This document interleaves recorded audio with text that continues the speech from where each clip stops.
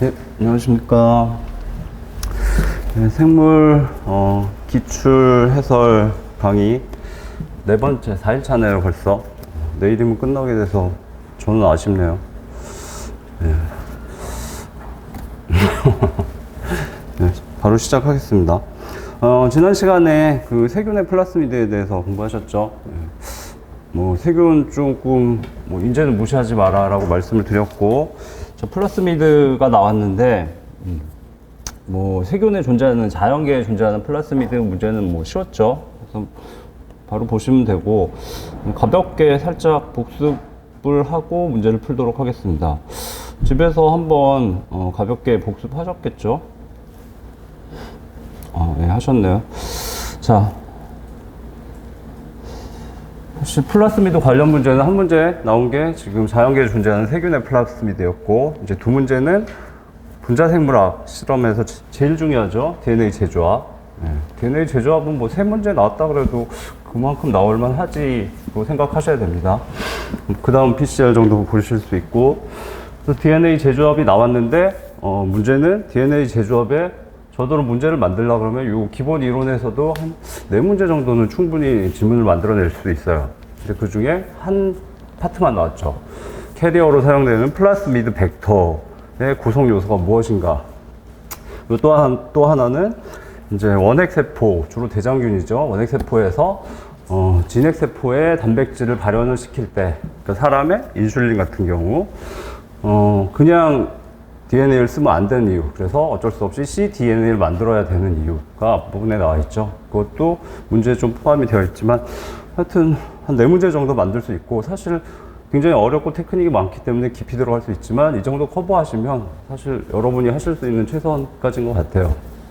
그렇게 어렵진 않으니까 이 정도 커버하셨으면 좋겠고, 다음에 출제가 된다면 지금처럼 플라스미드 벡터에 대해서 집중하지 않고 사실 다른 부분에서 출제하는 게 맞거든요. 그래서 그 부분도 같이 잘 커버하시기 바랍니다.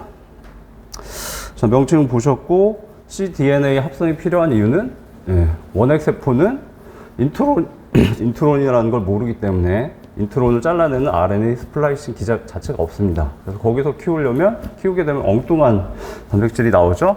그래서 진핵세포의 DNA 중에서 인트론을 제거를 해야 되는데, 그거를 뭐 인공적으로 제거해 줄 수 있어요. 찾아서 잘라내고. 근데 굉장히 어려운 테크닉이죠. 그런 걸 할 필요가 없이 이미 있죠. 사람의 세포 내에는. 그래서 핵내가 아니고 세포질 내에 있는 mRNA를 추출하는 건 뭐 석사들도 뭐 1시간이면 바로 합니다. 매뉴얼대로 하기만 하면 돼요.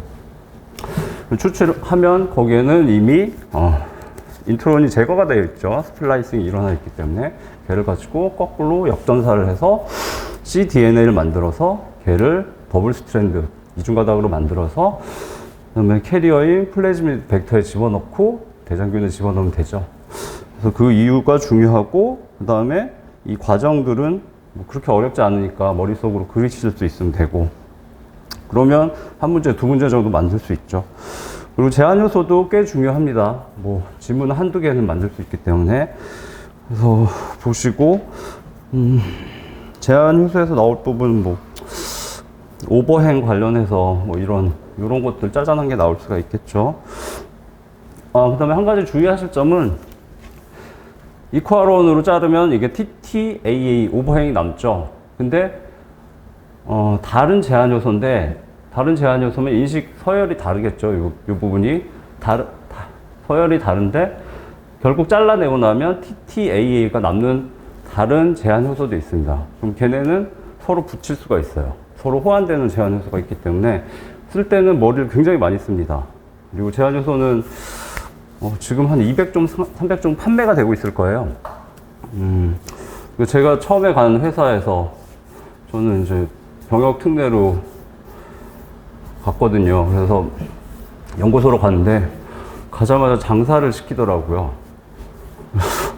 되게 황당했는데, 그 회사가 좀 처음에 대우 계열에 있었는데, 대우 김우중 회장님이 현금 창고를 쓸 정도로 이렇게 현금이 막 남아도는 회사였어요. 우리나라의 유일한 석탄화학 회사인데, 석유화학이 아니고, 포스코에서 이제 제철을 하면 코크스라는 게 나와요. 코쿠스는 이제 다 쓰고 난 찌꺼기인데 그거를 버려야 되거든요. 폐기 비용이 만만치 않은데 걔를 석유화학 정제하듯이 정제를 하게 되면 뭐 석유에서 개솔린 뭐 디젤 나오고 pit이 나와서 아스팔트 깔고 다 쓰거든요. 그것처럼 써요. 근데 그거를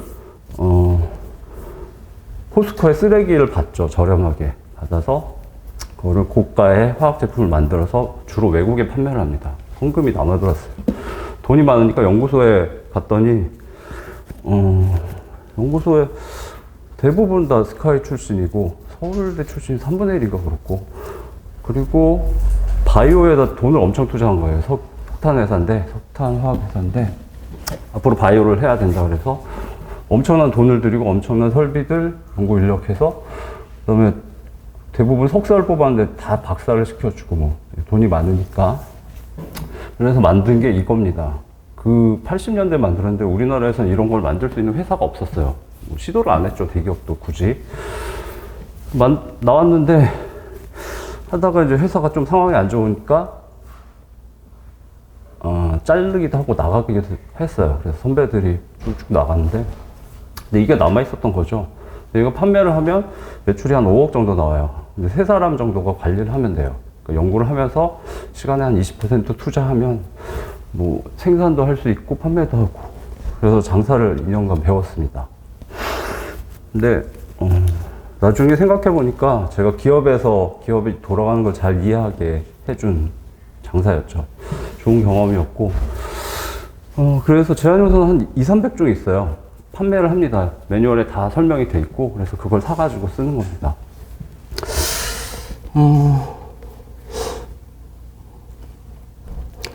다음에, 자, 이 부분도 출제 한 번도 안 됐어요. 근데 얘는 뭐 생물학에서 무조건 출제되는 부분이라서 어렵지 않으니까 봐두셔야 되고, 요거 말고 한 가지 테크닉이 더 있죠. 아니, 수십 가지 테크닉이 있는데 그 중에 좀 대표적인 거고, 블루 화이트 스크리닝이 있습니다. X갈이란 물질을 쓰고, 뭐 X갈은 베타 갈락토시데이즈라고, X갈은 젖당하고 비슷한 물질이죠. 걔를 유도체인데 인공적으로 만든 거고, 베타 갈락토시데이즈는 젖당을 자르는 효소죠. 포도당과 갈락토스 사이를 잘라내는 효소죠. 근데 X갈을 잘라버리면 걔는 색깔이 바뀌어서 푸른색을 띠죠. 그 색깔을 이용해서 스크리닝을 해서 대장균을 찾아내는 방법이 있습니다. 그것도 2가지 다 나올 수 있어요. 그것도 공부를 한번 하셔야 되고. 자, 필수 요소는 이제 뭐 어렵진 않죠. 예. 복제항, 프리전 6가지 기억하셔야 됩니다. 일반적인 벡터에서, 플라스미드에서 필요한 거는 복제항 3가지죠. 그 다음에 발현을 위해서, 단백질을 대량 생산하기 위해서 필요한 3가지는 프리전입니다. 예. 그 다음에 숙주세포도 안 나왔지만 조금 어렵게 내면 중요한 테마들이기 때문에 뭐 기본만 봐두시고요. 그 출제하시는 분이 살짝 꼬아서 지금 무조건 원핵세포에서 진핵세포에 단백질을 발현시키겠다는 문제였잖아요. cDNA 문제도 발생하고, 그게 2개가 출제됐으니까 살짝 다시 바꿔서 진핵세포에서 진핵세포의 단백질을 발현시키는 문제를 낼 수도 있죠.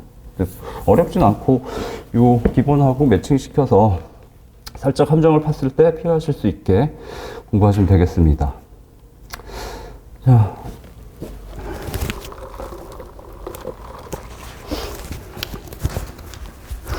(2010년) 문제네요. 박테리아를 이용해서 어떤 진핵생물이 합성한 단백질 A를 다량 생산하고자 한다. 박테리아, 그 지문에 나올 수 있는 용어들이 한정이 되어 있어요. 박테리아 또는 원핵세포라고 나올 거고, 아니면 대장균이라고 나올 겁니다. 그 외에 세균 이름을 내면 다 모릅니다. 그러니까 굳이 내시지 않으실 거고, 세균 이름에 대해서 일반적인 기본서에 나오는 이름은 포도상 구균 뭐 그 정도밖에 없습니다. 그래서 대장균이 나오거나 박테리아가 나오죠. 다음 진핵생물이라고 나오고, 진핵생물은 사람이라고도 나올 수 있고, A를 다량 생산하고자 한다. 단백질 A를 암호화하는 유전자가 클로닝된 플라스미드를 얻으려고 할 때, 유전자를 플라스미드에 집어넣었죠. 인서트 DNA죠. 필요가 없는 염기서열은 자 복장 프리전에 맞춰서 그냥 푸시면 됩니다. 발현하기 때문에 6개가 필요하죠. 첫 번째 복제기점 당연히 필요하죠. 프로모터 프리전에 푸죠. 그리고 실제로 스트롱 프로모터를 씁니다. 프로모터 서열을 잘 바꾸면 RNA 폴리머레이즈가 더 잘 붙는 서열들이 있어요. 그걸 스트롱 프로모터라고 하죠. 세 번째 A의 유전자에 대한 cDNA 그렇죠. cDNA를 써야 되죠. 네 번째 리보존 결합 부위 샤인 달가노 서열 프리전의 리죠. 다섯 번째 진핵생물 핵 DNA에서 분리한 A의 유전자 안 되죠. 이유는 뭘까요? 인트론이 포함되어 있죠. 그래서 박테리아는 인트론을 못 잘라냅니다. 그래서 이상한 단백질을 만들죠. 제가 마지막에 있던 회사는 식품회사였는데 사업부가 4개가 있었어요. 그 중에 바이오 사업부가 있었고 저는 바이오 사업부에서 일을 했습니다. 공장에 출장을 자주 갔죠. 연구소는 저기 이천에 있어서 거기서 근무를 했는데 공장에 가면 발효기가 있습니다. 발효 탱크죠. 금속으로 만든 최대로 큰 거는 7층짜리입니다. 7층 높이에 발효 탱크가 있습니다.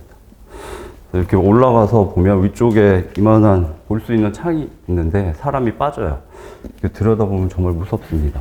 그리고 그거를 한 3분의 2쯤 채워가지고 미생물을 넣고 패들이 있는 에지테이터를 돌려줍니다. 주로 200rpm 라운드 퍼 미닛이니까 분당 200죠? 그럼 초당 3번 돌죠? 1초, 2초, 3초 이 속도죠. 근데 이런 금속 관이죠. 관의 끝에 패들이 달려있는 게 초당 3번을 돕니다. 무섭죠. 거기다가 청소를 해줘야 됩니다.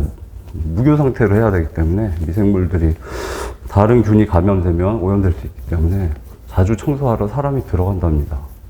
저는 연봉을 2억을 줘도 못 들어갈 것 같습니다. 들어갔는데 패들 돌아가면 그냥 죽는 거죠. 그렇게 대규모로 합니다.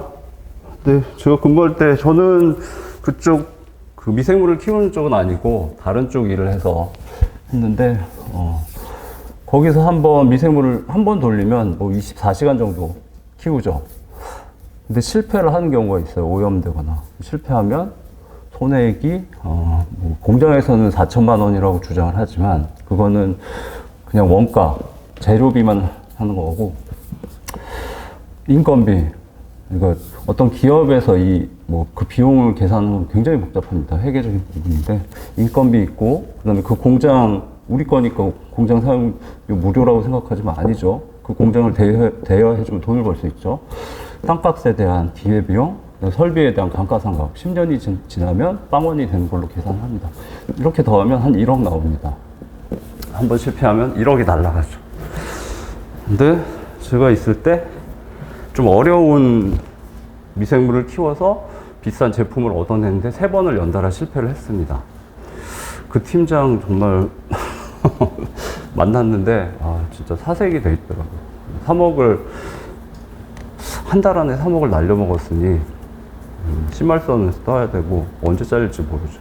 근데 뭐 공장장이 좀 이상한 사람이었는데 공장장이 시켜서 했는데 하여튼 그렇습니다. 자, 그 다음에 DNA 재조합이죠.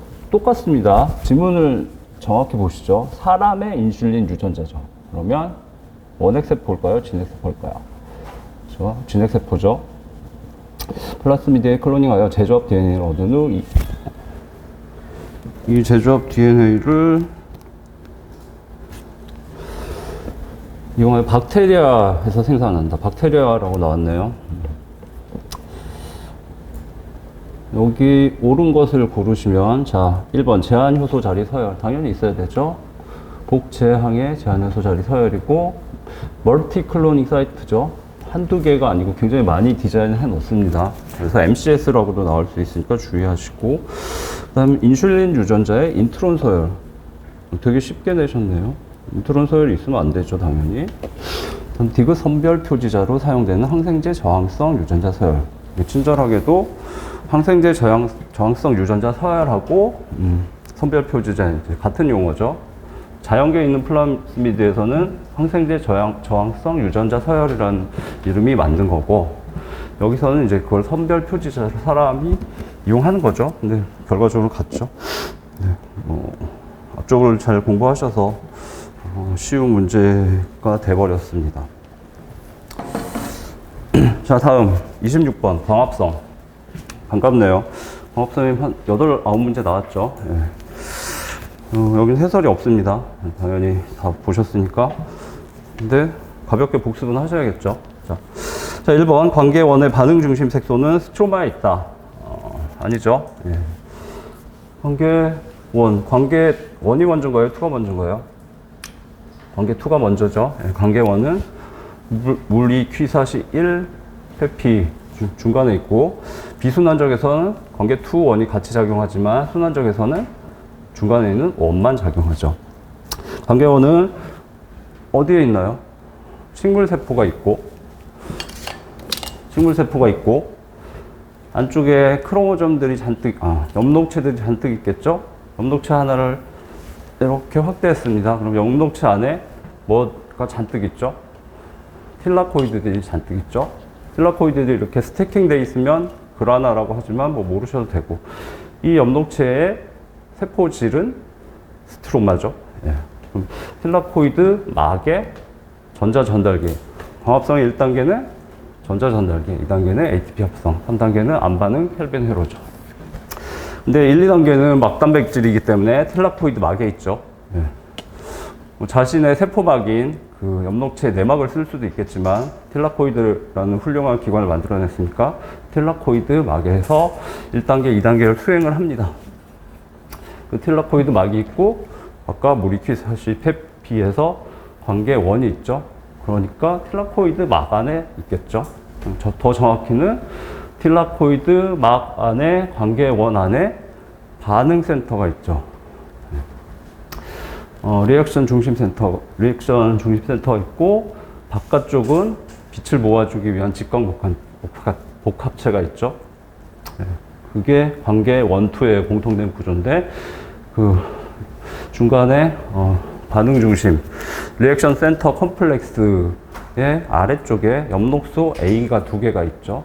그리고 위쪽에는 1차 전자 소용체가 있습니다. 엽록소 A가 고에너지 전자를 만들어서 1차 전자 소용체에 전달을 해주죠.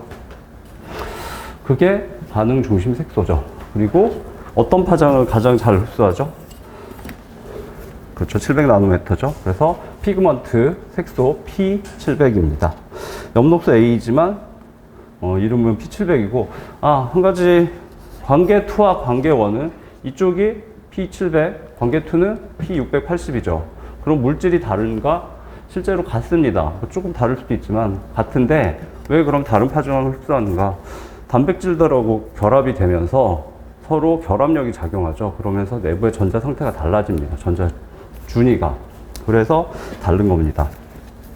자, 2번 관계 2의 반응 중심에 있는 엽록소는 엽록소 A죠. 700나노미터 파장의 빛을 최대로 흡수한다.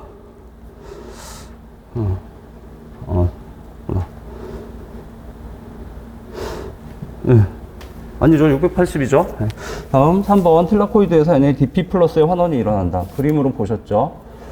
틸라코이드에서는 틸라코이드 막을 말하는지 틸라코이드 내광을 말하는지 모르겠습니다. 그렇지만 틸라코이드 막 같은 경우는 거의 소속성 영역이죠. 내부가.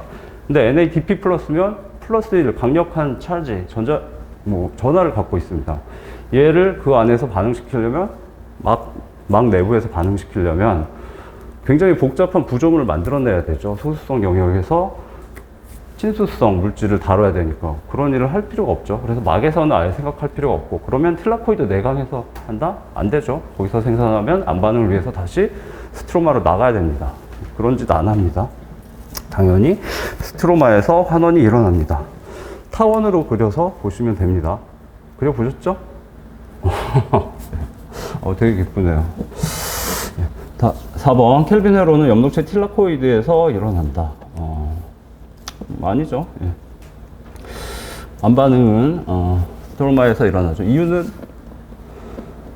세포질이니까 모든 복잡한 효소들을 다 거기에 갖고 있습니다. 그래서 거기에서 당연히 하는 거죠. 원래 엽록체 자체가 남세균이고 원래 화학 반응은 다 세포질에서 했습니다. 막 구조물이 없으니까. 틸라코이드는 광합성만을 위해서 만들어낸 거고, 그거 말고는 할 데가 없습니다. 세포질 말고는. 그게 스트로마죠. 자, 5번. 스트로마에서 명반응 산물을 이용하여 포도당이 합성된다. 이 반응은 안 반응이죠. 그리고 당연히 명반응의 산물인 ATP와 NADPH를 사용하죠. 5번이 맞는 지문이죠. 자, 유전자 발현입니다. 유전자 발현은 꽤 얘도 기출 빈도가 굉장히 높죠.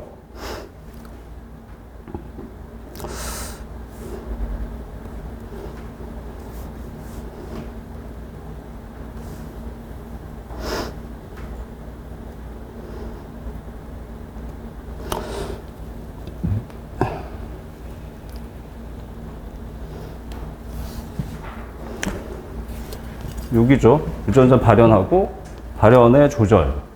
두 챕터로 분류되어 있지만 서로 분리할 수 없습니다. 하나로 묶어도 되지만 양이 많아서 보통 나누죠. 합하면 16문제, 13년간 16문제니까 한 문제는 꼭 나와죠. 무조건 맞추셔야 됩니다. 근데 시험에서 깊이 안 들어가기 때문에 충분히 맞추실 수 있고, 이 부분은 난 무조건 득점 영역입니다. 세포비나 광합성보다는 조금 더 깊이 들어간 것 같긴 해요. 그렇지만 뭐 조금 더 공부하시면 됩니다. 자, 유전자 발현, 원핵세포엔 진핵세포. 근데 지난번에 한번 공부를 하셔서 이번은 쉽습니다. 다음번에 발현 문제 또 나오면 더 쉬워지겠죠. 자, 첫 번째 지문. DNA 복제는 보존적 방식으로 진행된다. 뭐 말도 안 되는 소리죠. 그리고 이제 그림을 보시면 되죠. 보통 교재들은 나선으로 그리더라고요. 이렇게 이중 나선으로 그리고 파란색, 빨간색 표시하는데 잘 모르겠더라고요. 그래서 저는 직선으로 그립니다. 이게 훨씬 보기 편해서. 세 가지 모델이 있죠. 보존적, 반보존적, 분산적. 지금 뭐 DNA 복제를 다 공부하셨으니까 당연히 반보존적이라는 걸 알지만, 그럼 왜 이런 쓸데없는 문제가 나오느냐. 얘를 밝히기까지 굉장히 힘들었고 많은 노력들이 있었기 때문이죠. 생물사적으로 의미가 있기 때문에 질문이 한두 개는 나옵니다. 그러면 세 가지 중에 뭐가 보존이 되는 건가? 그걸 기억하셔야 되죠. 보존이 되는 건 DNA 이중 나선, 그게 그대로 보존되는가 안 되는가를 말하는 거죠. 얘는 다 보존이 됩니다. 이렇게 얘가 일로 가죠. 얘는 보존이 되는데 반이 잘려서 반만 보존된다는 거죠. 그래서 이렇게 갈라집니다. 분산적 복제는 그거 보존 안 되고 잘리는 것 같아 라는 주장이죠. 뭐 메셀슨과 스탈 실험이나 이런 것들은 교재인데 뭐 어렵지 않으니까 한번 보셔야 되고. 자, 두 번째, mRNA의 반감기는 진핵세포의 반감기보다 길다.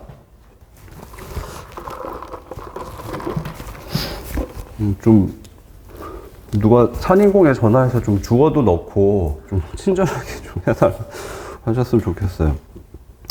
좀 처음에 읽고 해석을 못했어요.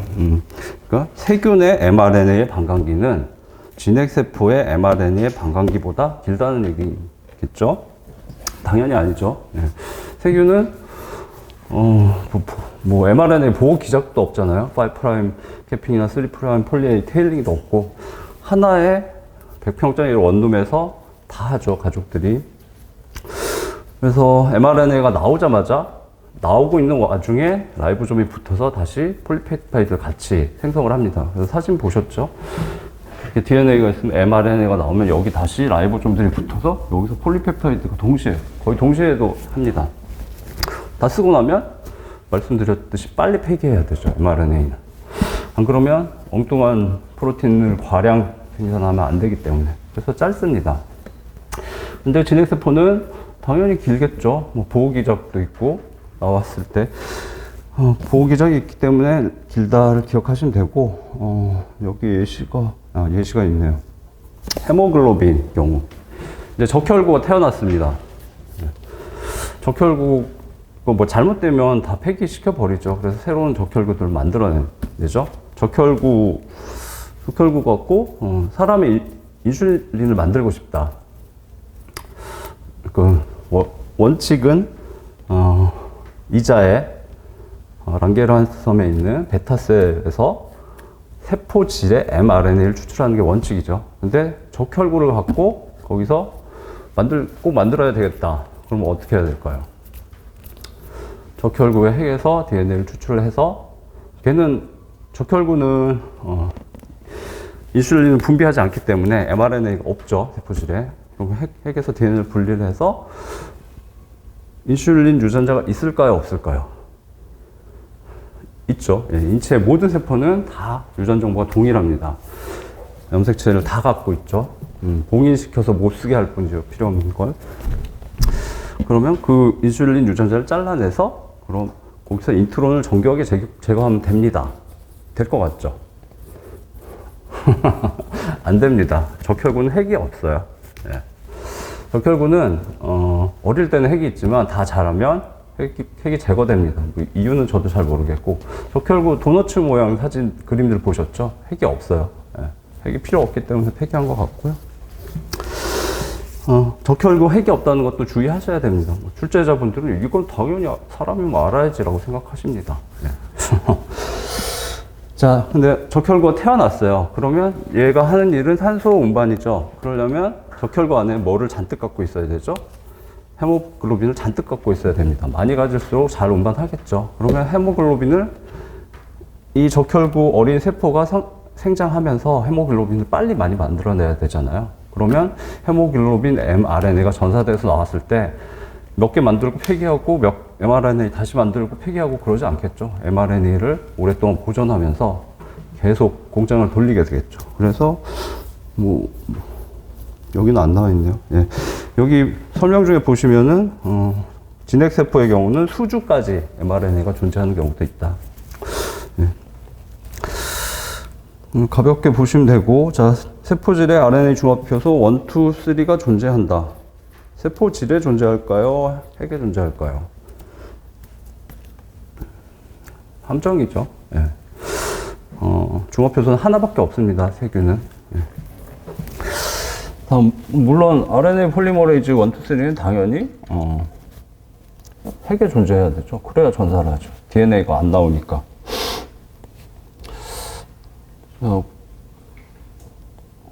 테이블 그렸는데 뭐 이제 다 아실 테니까 한번 복습하시고 두 문자도 한번 다시 외우시고, 전사와 번역 과정이 세포질에서 일어난다. 당연하죠. 뭐 다른데 할 데가 없습니다. 방 하나밖에 없으니까. 남의 집에 가서 할 수는 없죠.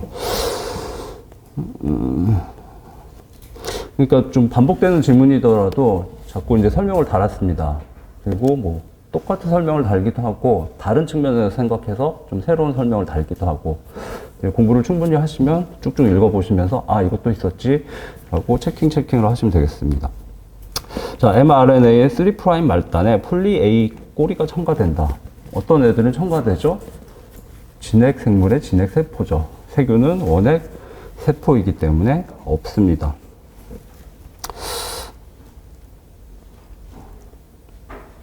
자, 이 그림은 굉장히 중요합니다. 여러분 수준에서는 이 그림을 정확하게 아시면은 100% 커버라고 볼 수 있기 때문에 여러 번 보시고, 그림이 없으면 자꾸 저 자료로 가서 봐야 되잖아요. 그래서 저도 귀찮아서 계속 그냥 카피 앤 페이스트 해놨습니다. 그래서 자료가 자꾸 뚱뚱해져요. 학원에서 싫어합니다. 내년에는 자료는 실비를 받고 할 것 같아요. 사실은 자료를 내년까지 좀 계속 보완하고 잘 만들어서 얇은 책자로 만들어서 실비로 판매를 해야죠. 할 생각이고. 얘기가 나온 김에 여러분 자료는 흑백이잖아요. 근데 뭐 태블릿이나 노트북 많이 쓰시니까 뭐 시간이 있으신 분들은 파일을 다운 받으셔서 컬러로 좀 보셨으면 좋겠어요. 컬러 코딩을 하거든요. 근데 컬러 코딩이 사실 굉장히 의미가 있습니다. 기억이 나고 색깔이 기억이 나고 고민을 해서 색깔들을 넣는 것도 꽤 많고요. 그래서 컬러로 보시면 좋은데 자료를 이제 컬러로 못 드려서 죄송하고, 그래서 파일로 보셨으면 좋겠습니다.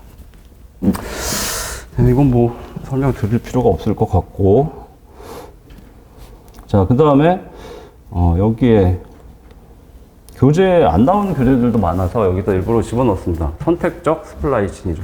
얼터너티브 스플라이싱이라고 나올 수도 있기 때문에 선택적 스플라이싱, 얼터너티브 스플라이싱.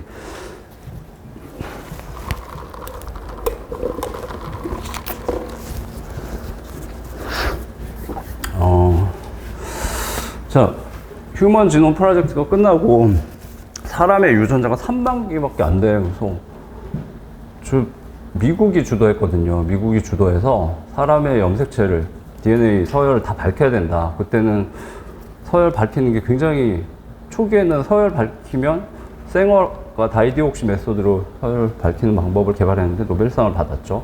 서열만 좀 어려운 거 밝혀도 뭐 박사학위는 다 할 수 있었어요. 근데 지금은 그냥 요만한 기계에다가 집어넣으면 하루 만에 사람 유전자가 다 서열이 밝혀집니다. 내 유전자의 정보를 알 수 있어요.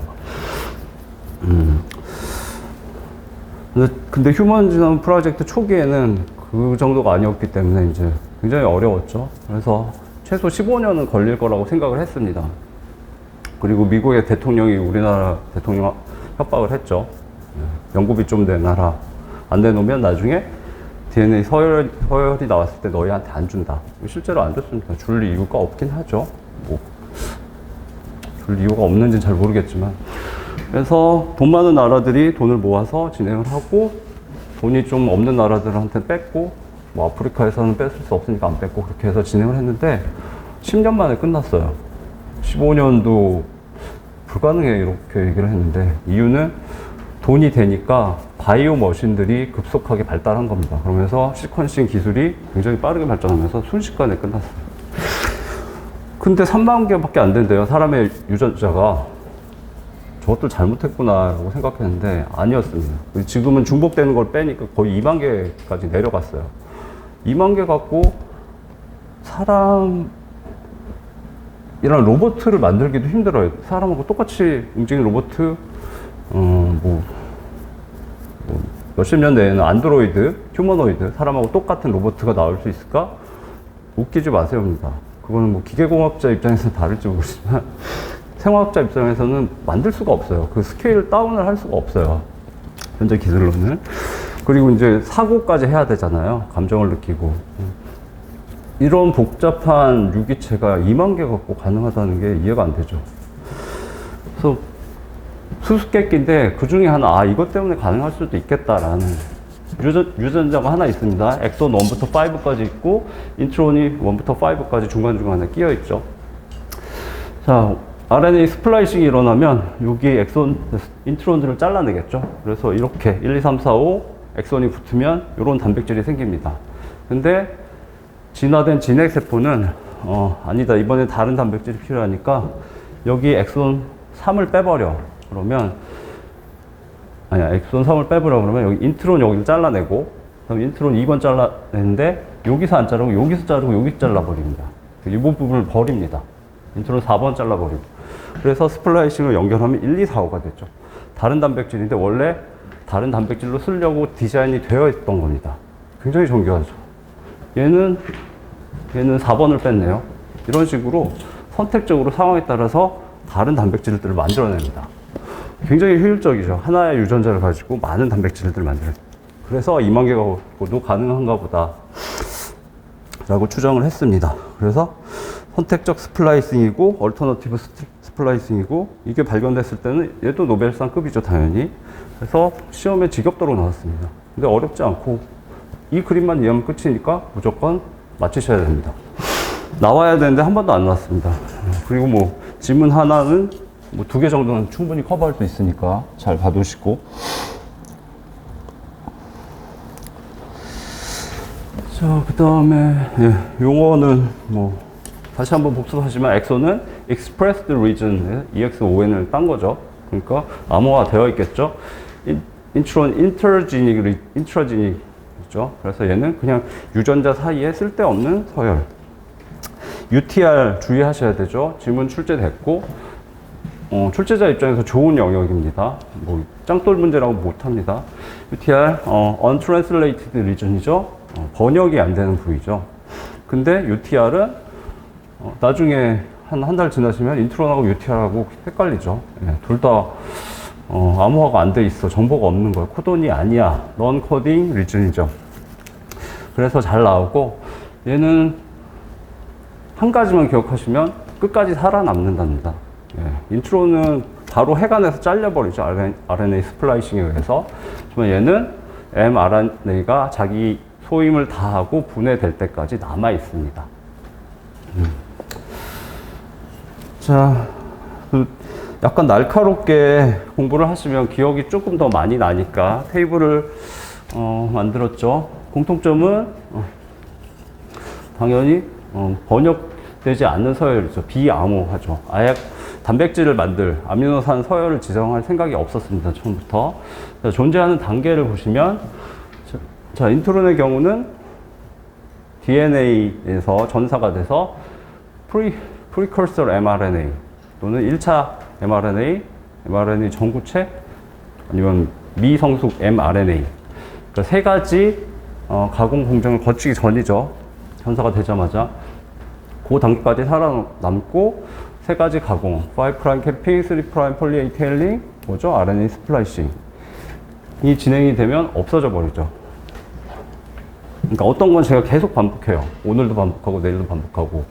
5' 캐핑, 3' 폴리 테일링, RNA 스플라이싱. 지겹죠? 귀에 피가 날 것 같죠? 귀에 피가 나야 됩니다. 그러면 여러분들이 맞출 수 있기 때문에. 그 다음에 UTR은 저 끝까지 살아남죠? 예, 성숙한 mRNA까지 같이 합니다. 존재하는 위치가 나올 수도 있죠. 얘는 핵내에서 벌써 제거돼 버렸죠? 얘는 당연히 세포질까지 남아. 핵에서 세포질까지. 자, 수량. 인트로는 뭐 모릅니다. 4개도 있고 5개도 있고 많을 수 있죠. 그렇지만 UTR은 100%는 아니지만 주로 5' 쪽에 하나 있고 3' 쪽에 하나 있으니까 주로 2개가 존재한다. 기억하시면 되겠죠. 이 위치는 엑손과 인트론이 교대로 배열되고 UTR이 그 사이에 끼어 들어가면 걔는 인트론인 거죠. 그러니까 UTR은 당연히 엑손 인트론이 있고 바깥쪽에 있습니다. 예.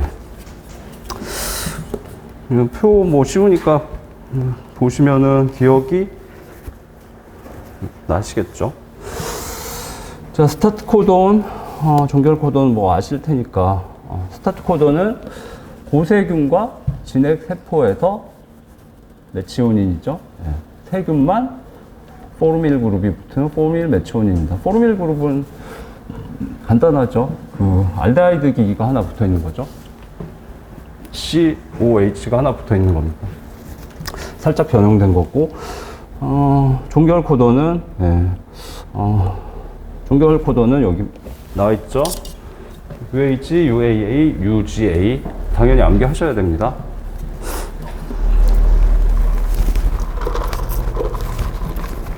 암기하실 때 저는 그 식인종 얘기로 암기를 했는데 끔찍해서 얘기하기 싫긴 한데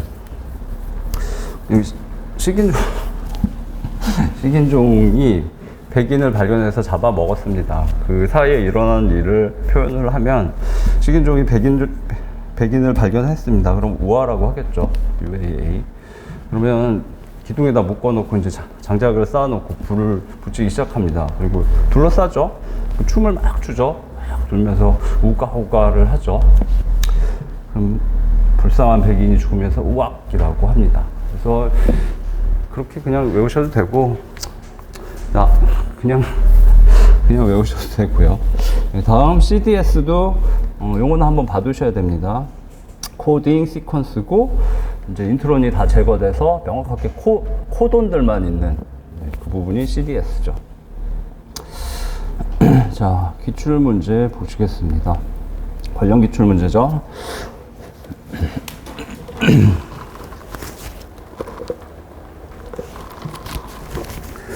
진핵생물의 원은 rRNA를 합성한다. 이제 너무 쉽죠? 두 문자만 외우면 되는 문제고, rRNA는 어디에 존재하죠? 그렇죠. 라이보솜의 대단위체에도 있고 소단위체에도 있고 둘은 서로 다릅니다. 자, 11년 문제네요. 1번 지문. 자, 문제가 진핵세포 원핵셀이 공통으로 존재하는 단계는 mRNA에서 인트론이 제거되는 단계. 얘는 진핵세포만 있죠. 공통 아니죠. 2번 오페론에 의한 조절이 일어나는 단계. 얘는 원핵세포만 있죠. 진핵세포는 더 뛰어난 것들, 더 뛰어난 것들을 갖고 있기 때문에 오페론을 폐기했죠.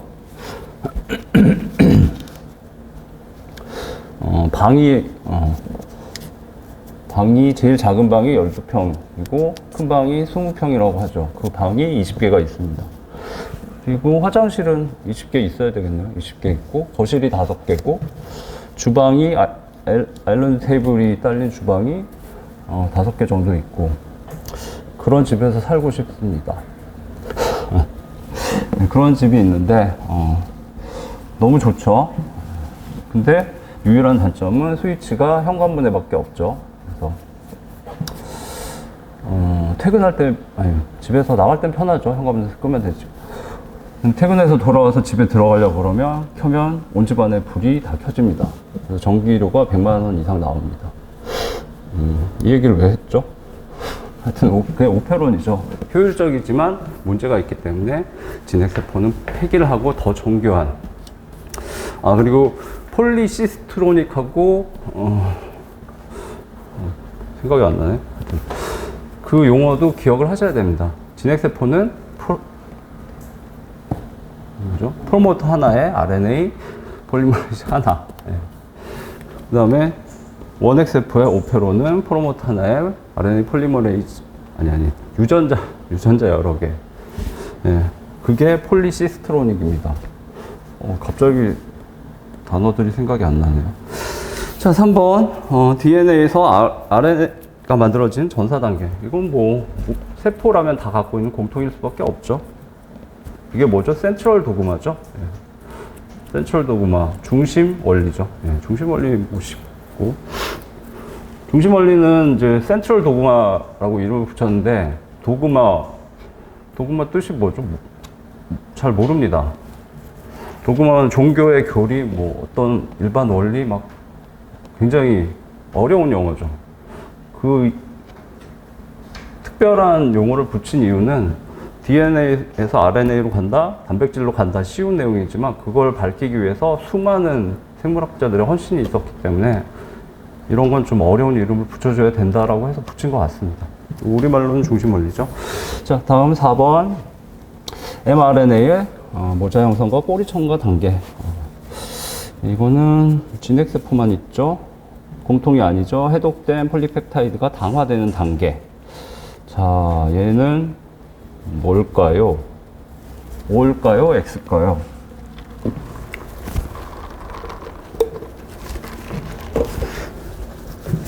이 당시에는 X라고 처리가 됐습니다. 그러니까 답이 몇 번이었죠? 답이 3번이죠. 전사는 공통이니까 답이 3번이고 5번은 틀린 지문이야라고 했죠. 말도 안 되죠. 자, 진핵세포 먼저 보시면 진핵세포는 이제 폴리펩타이드가 나오면 당화가 되는가? 당연히 될 수 있죠. 당 단백질 만들려면은 자, 1차 구조, 단백질 1차 구조, 아미노산들이 쭉 붙어 있죠. 얘네가 예쁘게 폴딩이 돼야 됩니다. 접혀서 모양을 만들어야 되고 2차 구조를 먼저 만들죠. 알파 헬릭스와 베타식. 3차 구조로 모양을 만들고 다이설파이드 본드, 이황화 결합도 넣고 그래서 단백질 또는 효소의 핵심은 정교한 구조입니다. 그게 틀어지면 아무 역할을 못합니다. 그렇죠? 효소는 락앤키 모델에 따라서 정확하게 그리고 리셉터, 수용체는 라이건드 결합하는 물질하고 정확하게 모양이 맞기 때문에 결합하죠. 정교한 구조가 핵심이죠. 하여튼 3차 구조 만들고 헤모글로빈은 그런 폴리펩타이드 4개가 합쳐서 4차 구조를 만들고 당단백질은 당화가 되고 지질 단백질은 지질이 붙어야 되고 추가 가공 공정이 있죠. 당연히 있을 수밖에 없습니다. 그리고 우리 시험에서 나온 건 일단 여러분들은 당화 정도만 아시면 돼요. 단백질 폴리펩타이드의 추가 가공 공정 또는 번역 후 가공 포스트 트랜슬레이셔널 마디피케이션 PMT라고 부르는 유명한 분야입니다. PTM이죠. 하여튼 근데 여러분들은 당화 아시면 지질도 붙일 수 있고 인상기도 붙일 수 있고 다 붙일 수 있습니다. 필요하면 붙이겠죠. 근데 당화가 많이 일어나고 세포막의 막단백질 중에 당이 붙은 단백질들이 많았죠. 걔는 무슨 역할을 하죠? 그 당들은 세포 간의 인식이나 뭐 커뮤니케이션 역할을 하죠. 다양한 정보를 담을 수 있고. 그래서 당화가 되는데, 당화를 어디서 하느냐가 문제가 2번 나왔습니다. 쉽죠? 소포체에서도 당화를 하고, 소포체에서 이동해서 골지체로 가도 골지체에서도 당화를 또 합니다. 뭐 인상기는 어디서 붙이냐? 뭐 주로 골지체에서 많이 붙입니다. 근데 그건 좀 어렵고, 당화는 소포체, 골지체에서 다 할 수 있다. 그 정도죠. 그래서 진핵세포는 맞는 지문입니다. 근데 그럼 원핵세포, 세균의 경우는 어떤가? 교재에 안 나옵니다. 관심이 없으니까. 잘 모를 수준은 아니고, 연구가 그렇게 어렵기 때문에, 어렵지 않기 때문에 교재에 안 나옵니다. 그러면 얘는 안 만들까요? 자, 세균끼리 서로 인터랙션하고 커뮤니케이션을 하려면 뭐가 있어야 되죠? 세균 표면에 막단백질에 당이 붙어 있어야 됩니다. 세균들은 당 단백질 갖고 있어야 됩니다. 근데 당화되는 단계가 없대요. 그러면 인터넷에 주문을 해서 받아올 수는 없죠. 옆에 애한테 만들어 달라고 할 수 없죠. 당연히 있습니다. 관심이 없었을 뿐이지. 폴리펩타이드를 만든 다음에 어디선가 당화를 시켰는데, 뭐 연구 결과도 있을 거예요. 근데 교재에 안 실린 거죠. 굳이 그것까지 실을 필요가 없으니까. 근데 저는 이해가 안 되죠. 출제자분은 당화되는 단계가 없다고 주장을 했죠. 저라면 바로 이의 신청을 하고 이겼을 겁니다. 근데 어찌 됐는지 X로 처리가 됐습니다. 예. 교재에는 없어요. 그렇지만 갖고 있으니까 당연히 만들었겠죠. 그래서 저는 O라고 생각을 합니다. 여러분은 여러분들이 판단하시고. 자, 그 다음에 아까 번역 후 가공 당화 문제를 잠깐 말씀드렸잖아요. 근데 교재에 거의 안 나와요. 뭐 당만 추가된다, 그것만 기억하셔도 되는데, 조금 다른 것들을 보시면, 이제 깊이 있게 보시면 다 까먹어도 기본은 기억에 남으니까 설명을 추가를 했고요. 자, 처음 나온 건 폴리펩타이드죠. 정확히 단백질이라는 이름은 프로틴 폴딩 다 끝나고 뭐 당화가 되거나 인지질이 붙거나, 그 다음에 다이설파이드 본드고, 뭐 인슐린인가 어떤 단백질의 경우는 일부가 잘려 나가야죠. 활성을 갖죠.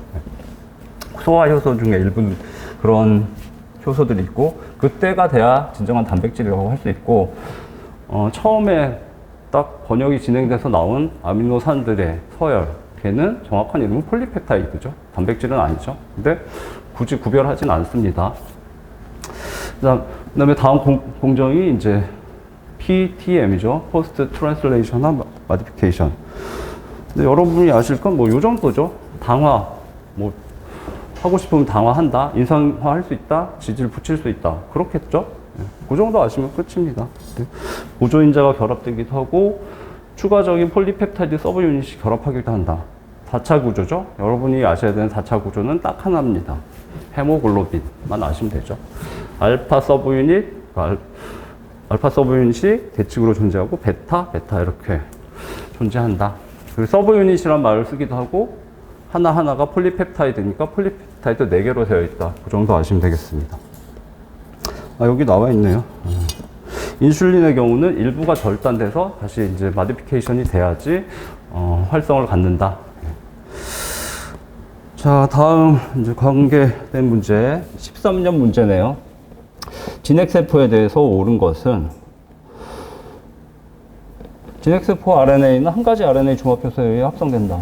이제 지겨우시죠? 네, 3가지죠. RMT입니다. 두 번째, 전사된 mRNA에 폴리A가 첨가될 때 주형 DNA가 필요하다. 얘는 이제 살짝 어려운 지문이었죠. 교재에 잘 안 나옵니다.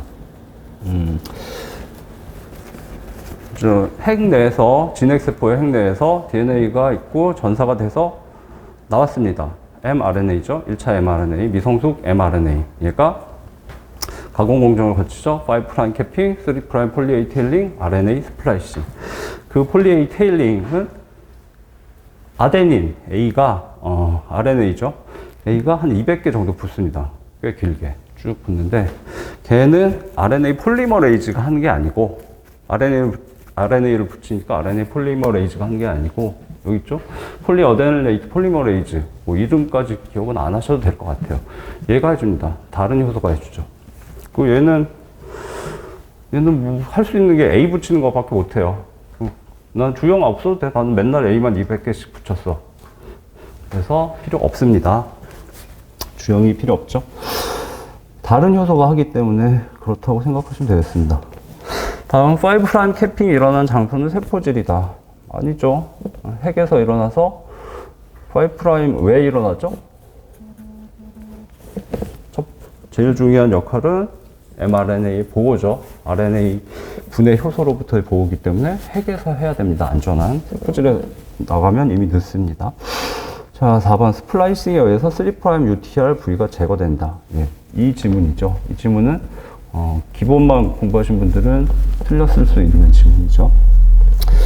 뭐 쉽죠. 스플라이싱에 의해서 제거되는 건 인트론이죠. 예. 3' UTR. UTR은 mRNA와 운명을 같이 합니다. 마지막까지 존재하죠. 자, 그 다음에 스플라이싱 복합체는 스플라이시오솜이죠. SNRNP가 포함되어 있다. 좋은 출제 방식이었죠. 자, 지문을 보시면 5개가 나와 있는데 1번 쉽죠? 2번 살짝 어렵지만 뭐 풀 수 있죠. 아, 이건 아셔야 됩니다. 주형 DNA 필요 없다는 거 아셔야 되죠. 얘 쉽죠? 얘는 살짝 어려웠죠? 경계 정도 되죠? 얘 보통 공부 안 합니다. 잘 없는 교재도 많고. 이런 출제 방식은 굉장히 좋은 출제 방식입니다. 여러분들은 싫어하시지만 5개 지문 중에 하나는 거의 알 수 없는 걸 출제합니다. 민법에서 잘 나오죠. 죽도록 공부해서 100점 맞을 수 있는데 5번째 지문이 듣도 보도 못한 판례가 나오죠. 그거는 출제자를 욕을 하실 문제가 아닙니다. 되게 잘 만든 문제예요. 그렇게 출제를 하면 이걸 5번 지문을 맞춰라가 아니고 4개 지문을 다 아는 사람은 맞출 수가 있습니다. 확률 100%. 3개 지문을 아는 사람은 찍어야 됩니다. 50%. 2개 지문을 알면 33%. 정교하게 잘 디자인된 거예요. 좋은 출제 방식이기 때문에 5번을 맞추기 위해서 죽도록 공부하겠다? 아니죠. 1, 2, 3, 4번을 정확하게 알기 위해서 공부하겠다로 가시면 됩니다. 뭐 류 교수님도 잘 얘기해 주시죠. 네. 그런 출제 방식은 좋은 출제 방식이기 때문에 앞으로도 나올 수밖에 없어요. 이것도 좀 비슷하긴 한데 그래도 5번은 여러분들이 아셔야 됩니다. 앞으로도 나올 수 있고, 이게 규명된 게 그렇게 오래 되진 않았을 겁니다. 뭐 10년 이내 또는 15년 이내. 그래서 뭐 노벨상급 성과고 핫 이슈니까 기본세 없어도 보셔야 되고 되게 쉽습니다. 자, 요거까지만 하고 휴식하시죠. 아까 뭐 RNA 스플라이싱 인트론 제거 과정은 이제 잘 아실 거고, 그럼 인트론은 어떻게 제거하는가? DNA가 쭉 있습니다. 어디가 인트론이고 어디가 엑손인지 도대체 어떻게 할까? 효소가 와서 카메라로 디텍션을 해가지고 그럴 순 없죠. 눈이 없으니까. 그게 생물학자들은 궁금했는데 결국 밝혀냈죠. 자, 여기 붉은색이 엑손이고 여기 노란색이 제거해야 될 인트론입니다. 그러면 결국 복잡한 복합체가 만들어져서 얘를 제거를 합니다. 스플라시오솜이죠. 스플라이싱 복합체라고 했나요? 예. 스플라시오솜입니다. 스플라이시오솜인데 스플라이시오솜은 복잡할 수밖에 없죠. 근데 핵심은 그거죠. 어디를 잘라야 되는가? 예. 단백질한테 네가 잘라봐. 그럼 저는 눈이 없어요. 못 잘라죠. 그럼 어떡하지? 그걸 할 수 있는 거는 핵산이죠. 예. RNA가 있어서 상보적인 서열을 갖고 있으면 됩니다. 인트론의 요 엑손의 인트론이죠. 인트론의 요 시작 부분과 끝 부분에는 특정 서열이 있는데 거기에 상보적으로 결합할 수 있는 RNA가 있습니다. 걔가 딱 붙어서 여기야라고 지정을 해주면 되죠. 뭔가 랑데뷰죠. 똑같은 거 공부하셨죠?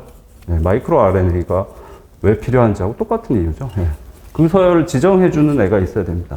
그게 snRNA입니다. 요거죠. 네, RNA인데, 이 이름을 어떻게 붙일까 설명드렸죠? RNA는 주로 세포질에 존재할 수밖에 없죠. rRNA, 라이보솜에 있죠. tRNA 그쪽에 있고, 그 다음에 mRNA는 성숙해지면 바로 나가야 되죠. 해가 된 RNA가 있을 이유가 없는데 작은 RNA가 있었죠.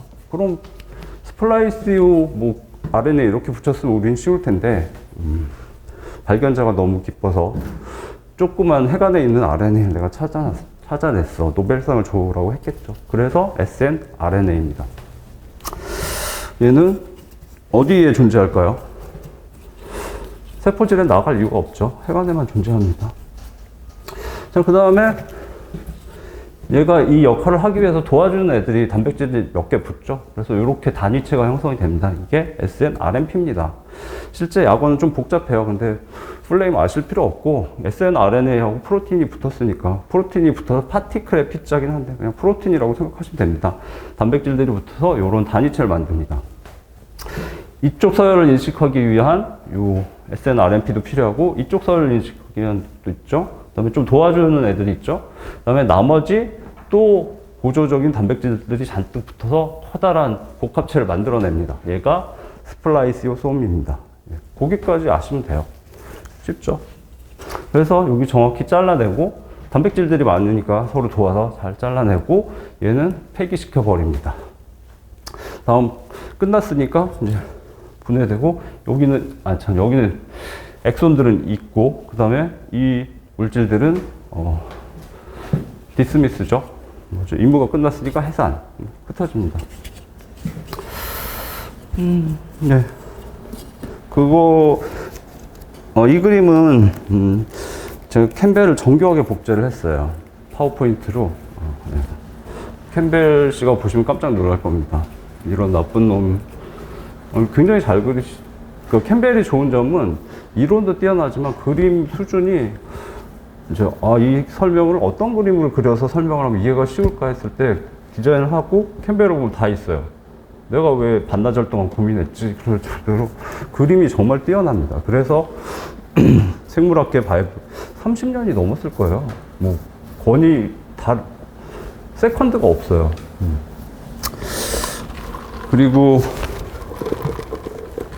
모든 과목이 그렇지만 여러분들이 공부하실 때 생물은 특히 그림이 중요합니다. 그래서 공부하실 때 처음 공부하더라도 강의를 한번 들었으면 아니면 2회 독재 저는 그림부터 보라고 말씀드립니다. 그림을 보고 내가 이 그림의 논리를 설명할 수 있으면 공부가 잘 된 겁니다. 근데 논리를 설명 못하면 이제 텍스트를 봐야 되겠죠.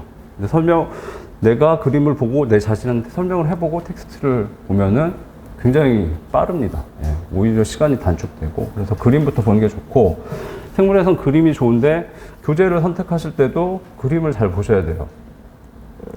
내가 거의 이해할 수 없는 수준의 그림들이 잔뜩 있다. 그건 안 맞는 겁니다. 예, 너무 자세한 그림은 독이 돼요. 쓸데없는 거 계속 보고 기억에 남지 않습니다. 그리고 사람은 시각이 굉장히 중요하기 때문에 이 그림의 패턴이 나중에 기억에 나요. 테이블라이즈를 하면 선모 공부하셨죠? 우측에 그림 작은 거 3개가 있었어요. 그런 것들이 나중에 여러 번 보면 기억이 납니다. 그게 도움이 돼요. 사람은 시각의 동물이기 때문에. 그 작은 그림을 일부러 안에 집어넣은 겁니다. 밖으로 빼면 기억이 안 나기 때문에. 하여튼 패턴 인식 능력 이런 게 뛰어나기 때문에 그런 거를 잘 사용하셔야 되고 생물뿐만 아니라 모든 과목 공부하실 때. 네. 다음 제일 정기용동 제가 좋아하는 쉬운 테마네요. 15분 휴식하시고 진행하겠습니다.